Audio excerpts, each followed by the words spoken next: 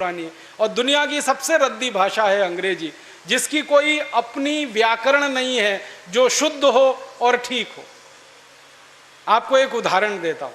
अंग्रेजी में एक शब्द है PUT, पुट, BUT, तो PUT पट होना चाहिए।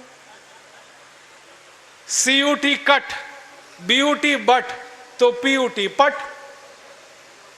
अगर PUT पुट तो CUT कुट, BUT बुट, यही होना चाहिए ना। क्या मूर्ख लोगों की भाषा है, ग्रामर ही नहीं है। और परम मूर्खता की भाषा ये अंग्रेजी। एक शब्द है अंग्रेजी में, उसमें कहते हैं केमिस्ट्री, CHEMISTRY, केमिस्ट्री। तो यहां पे CH जो है ना का हो गया, ठीक है। तो केमिस्ट्री में CH का हो गया, तो चोपड़ा में कोपड़ा होना चाहिए। CHOPARA है ना, उसको चोपड़ा क्यों कहते हैं, कोपड़ा कहो। और CHOPARA को चोपड़ा कह रहे हो तो CHEMISTRY को चेमिस्ट्री कहो। फिर एक जगह CH का है, एक जगह CH चा है, कुछ समझ में ही नहीं आता क्या इनका हिसाब किताब है। मूर्खों की भाषा है ये अंग्रेजी। और इस भाषा की कितनी बड़ी कमजोरी है। अंग्रेजी में एक शब्द है SUN, माने सन, माने सूरज। अब किसी भी अंग्रेज माई के लाल को मेरी चुनौती है कि इसका दूसरा शब्द अंग्रेजी में से निकाल के लाए। SUN का पर्यायवाची है ही नहीं, लाएंगे कहां से। पूरी अंग्रेजी में सन का पर्यायवाची नहीं है, माने दूसरा शब्द नहीं है जो सूर्य को बता सके। अब हम संस्कृत की बात करें, सूर्य एक शब्द है, दिनकर, दिवाकर, रवि, भास्कर, मार्तंड, 84 शब्द हैं हमारे पास संस्कृत में। अंग्रेजी में एक ही है। एक शब्द है अंग्रेजी में मून, एक ही है, चंद्रमा। और हम संस्कृत में 56 शब्द हैं चंद्रमा के लिए। अंग्रेजी का एक शब्द है वाटर, माने पानी, वो अकेला एक ही है। वो नदी का पानी हो या नाले का, कुएं का हो या तालाब का, सब पानी वाटर है। और यहां भारत में हर पानी के लिए अलग शब्द है। बारिश का पानी अलग, समुद्र का पानी अलग, नदी का पानी अलग, तालाब का अलग, सरोवर का अलग, नाले का पानी अलग, कीचड़ का पानी अलग, सब पानी के लिए अलग अलग शब्द है। अंग्रेजी में एक ही है, वाटर। बहुत गरीब भाषा है अंग्रेजी, शब्द ही नहीं है उनके पास। कितने गरीब हैं, चाचा भी अंकल, मामा भी अंकल, मौसा भी अंकल, फूफा भी अंकल, फूफा का फूफा भी अंकल, मौसा का मौसा भी अंकल, कोई शब्द ही नहीं है अंकल के अलावा।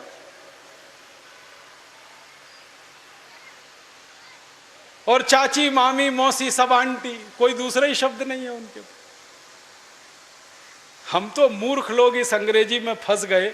अकल नहीं हमारी तो मारी गई है। हमारे देश में जो अंग्रेजी पढ़ गए ना, अकल उन्हीं की मारी गई है। जो नहीं पढ़े वो बहुत होशियार। पता है, मैं कुछ लोगों के घरों में जाता हूं। मैंने जिंदगी में एक नियम बनाया। वो नियम यह है कि होटल में खाना नहीं खाऊंगा, होटल में ठहरूंगा नहीं। तो झक मार के मुझे घरों में ही ठहराना पड़ता है, खाना खिलाना पड़ता है, क्योंकि मैं खाता नहीं, होटल में ठहरता नहीं। तो हर बार नए नए घरों में जाता हूँ खाना खाने, रहने के लिए। तो अंग्रेजी पढ़े लिखे लोगों के घर में भी जाता हूँ, तो वो कैसे मूर्ख दिखाई देते हैं मुझे उसका उदाहरण बताता हूँ। वो ना तो अंग्रेज है ना तो हिंदुस्तानी है, खिचड़ी है बीच की। और वो खिचड़ी कैसी है, किसी के घर में गया तो पिताजी का नाम घर में रामदयाल, माताजी का नाम गायत्री देवी, बेटे का नाम टिंकू। अब मैं यही पूछता हूं कि रामदयाल और गायत्री देवी का टिंकू कहां से आ गया।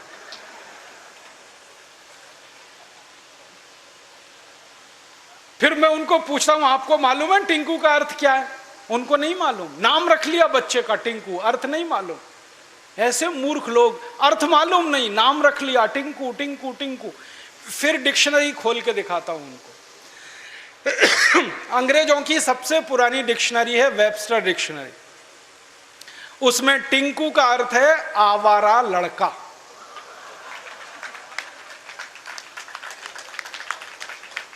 जो लड़का बाप की ना सुने, माँ की ना सुने, वो टिंकू है। और हम क्या कर रहे हैं, पढ़े लिखे मूर्ख लोग, आज्ञाकारी लड़के को टिंकू टिंकू टिंकू बोल बोल के आवारा बनाने की तैयारी कर।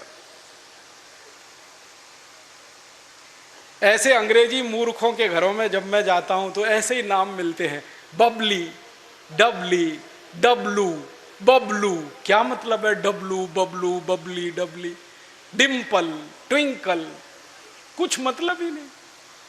कुछ भारत में नाम की कमी हो गई है क्या? और इससे भी बड़ी बड़ी मूर्खताएं मैं देखता हूं। कोई अधकचरे हिंदुस्तानी, माने आधा अंग्रेज आधा हिंदुस्तानी के घर में जाऊं तो इंप्रेशन जमाने के लिए, माने रौब जमाने के लिए अंग्रेजी झाड़ेगा।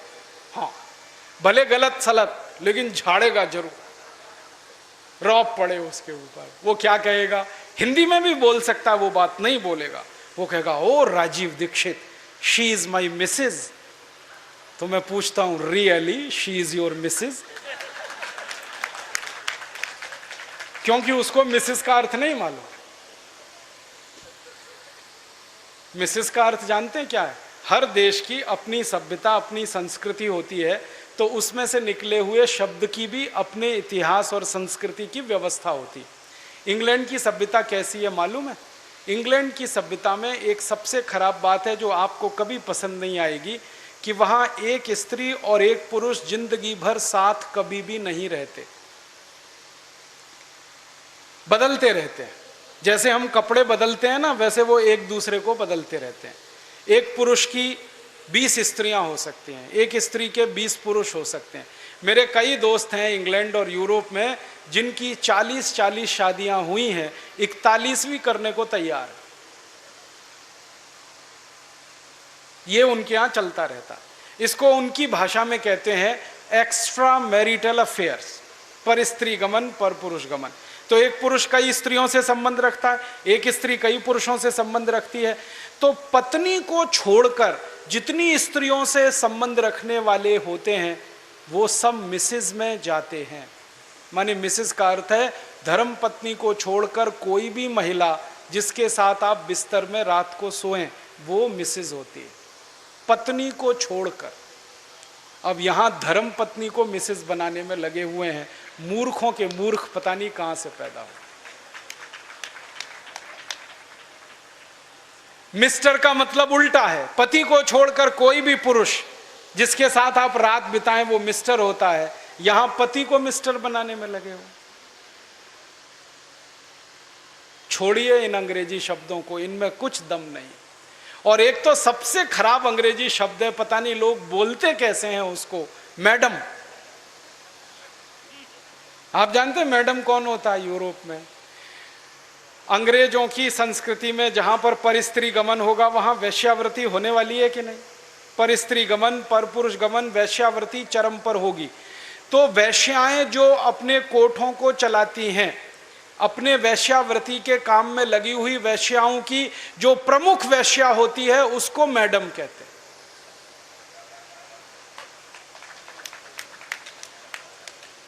और यहां हिंदुस्तान में अपनी बहनों को मैडम कह देते हैं। ऐसे मूर्ख लोग मैंने इस देश में देखे हैं। अपनी धर्मपत्नी को मैडम कहने में शर्म नहीं आती, ओ मैडम इधर आओ। और वो धर्मपत्नी को भी शर्म नहीं आती मैडम कहलवाने में, वो भी कहती है मैडम कहो मुझको। जान तो लो कि मैडम होती कौन है, फिर कहलवाओ। अपने भारत में कितने सुंदर सुंदर शब्द हैं। श्रीमती, श्री माने लक्ष्मी, मति माने बुद्धि, बुद्धि माने सरस्वती, लक्ष्मी।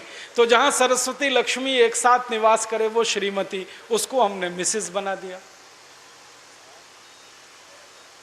ये मूर्खाधिपति हमारे देश में अंग्रेजी पढ़े लिखे, इन्होंने बड़ा सत्यानाश किया, बेड़ा गर्क किया इस देश का। इस अंग्रेजी भाषा ने किया, फिर इन्होंने और ज़्यादा किया। मेरा आपसे हाथ जोड़कर निवेदन है, इस अंग्रेजी भाषा में मत फंसिए, कुछ इसमें रखा नहीं है, दम नहीं है। कभी कभी तो मैं लोगों के घरों में जाता हूँ, इतना गुस्सा आता है मुझे। कभी कभी अंग्रेजी पढ़े लिखे लोगों के घर में जाता हूँ तो छोटे छोटे बच्चे होते हैं ना, उनको उनके माता पिता कहते हैं देख बेटा अंकल आए हैं, जरा पोएम तो सुना। मैं कहता हूँ भाई मैं अंकल नहीं हूँ, मुझे या तो मामा बना लो या चाचा बना लो, दोनों में ही आपका फायदा है, मेरा भी फायदा है। मामा बनो तो भी फायदा, चाचा बनो तो भी फायदा, अंकल में तो कुछ रखा नहीं है। फिर उनके माता पिता को कहता हूं, ये आप इनको पोइम क्यों सुनवाते हैं, कविता सुनवाओ ना। तो उनको पोइम और कविता का अर्थ ही पता नहीं है, पोइम अलग है, कविता अलग है। अब वो बच्चे चालू हो जाते हैं टेप रिकॉर्डर की तरह से और पोइम सुनाते हैं मुझको, rain rain go away come again another day little baby wants to play. अब मैं बच्चे को पूछता हूं, तुमको मालूम है इसका अर्थ क्या है? नहीं मालूम। किसने सिखाया? मम्मा ने सिखाया। मम्मा को पूछा, आपको अर्थ मालूम है रेन रेन गो अवे? नहीं मालूम। किसने बताया? टीचर ने बताया। टीचर को पूछो, उनको भी अर्थ नहीं मालूम। तो रटाया क्यों फिर बच्चे को? अर्थ ही नहीं पता। फिर बच्चों को मैं बताता हूं, देखो इसका अर्थ ये है, बारिश बारिश तुम चली जाओ, मत आओ क्योंकि मुझे खेलना है। माने छोटे बच्चे को खेलना है, इसलिए वो बारिश को कह रहा है, बारिश बारिश तुम चली जाओ, यहां मत आओ क्योंकि मुझे खेलना है। अब ये बच्चे कविता गा रहे हैं, बारिश बारिश तुम चली जाओ, यहां मत आओ, मुझे खेलना है, और ये ईश्वर से प्रार्थना के रूप में कविता है। करोड़ों बच्चों ने ये कविता गाई और ईश्वर ने सुन ली तो